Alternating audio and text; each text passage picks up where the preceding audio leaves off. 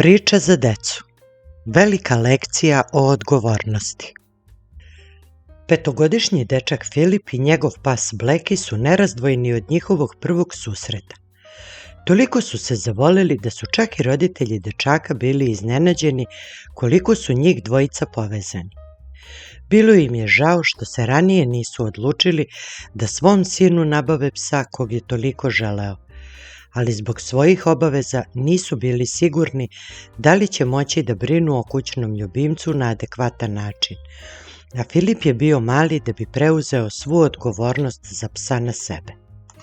Bleki nije bio samo pas. On je postao ravnopravan član porodice i za kratko vreme je osvojio srca svih ukućana, a najviše Filipa. Neverovatno je kako su njih dvojica razumeli jedan drugog i u svakom momentu su znali ko šta želi i kome šta treba. Nisu morali da koriste reči kad su se pozivali na igru, šetnju ili odlazak na spavanje. Imali su svoje tajne znakove koje su razumeli samo oni. Filip se mnogo promenio od Blekijevog dolaska. Postao je veseliji, razigraniji i društveniji, ali jednu lošu naviku nije želeo da promeni. Nije sakupljao svoje igračke. Ostavljao ih je i dalje na podu gde se najčešće sa njima igrao. Preko dana je i Bleki sa njim učestvovao u igri, a posebno je voleo kada mu Filip baca malu zelenu lopticu, a on mu je veselo vraća. Blekiju nije smetalo da preskače preko razbacanih autića, vozića, figurica i kockica. Njih dvojica su se lepo zabavljali i snalazili u tom haosu. Sve je lepo funkcionisalo do dana kada je Filip sa porodicom pošao na rođendan drugu iz vrtića, a Bleki je morao da ostane sam u kući. Bio je usamljen i zbunjen i nije znao šta da radi. Navikao je da bude sam dok je Filip u vrtiću, ali nije mu bilo jasno zašto su ga sada ostavili samog. Blekija su tog dana baš mučili zubići i tražio je nešto što bi mogao da žvaće, a pošto je bio sam, nije mu bilo zabavno da gricka lopticu. Ona je bila omiljena igračka samo u Filipovom društvu.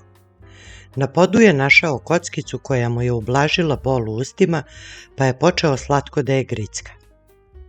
U jednom momentu je osetio bol i grebanje u stomaku, a nikog nije bilo u blizini da mu pomogne.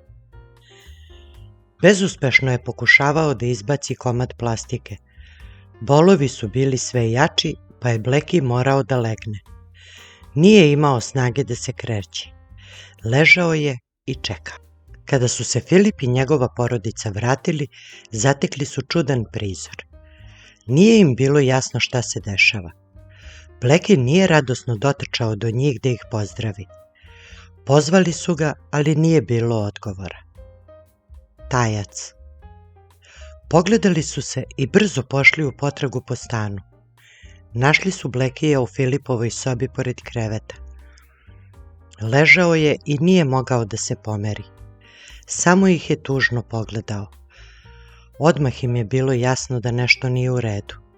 Filip je prvi primetio polomljenu kockicu i pokazao je roditeljima koji su shvatili o čemu se radi. Brzo su uzeli psa i poneli ga na pregled kod veterinara. Filip je bez prestanka plakao i mazio svog psa. Molio se da njegov najbolji prijatelj ostane živ.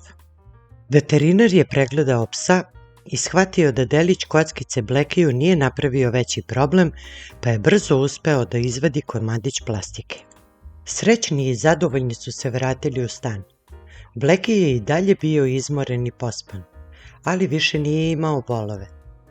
Filip se odmah zaputio u svoju sobu i pokupio sve igračke sa poda. Složio ih je na sigurno mesto do kojih Bleki nije mogao da dođe. Od tog dana dečak je stalno vodio računa da mu sve igračke pa i najsitnija kockica budu na svom mestu. Roditelji su se zadovoljno smeškali. Pas je njihovog sina naučio nešto što oni nisu uspjeli, bez obzira koliko puta su ga opominjali. Shvatili su da je ljubav lek za sve probleme i da može da promeni sve ružne navike. Filip i Bleki su nastavili da žive i rastu srećni i zadovoljni. Svako od njih je naučio sa čim i kada može da se igra, a Filip je naučio veliku lekciju o odgovornosti.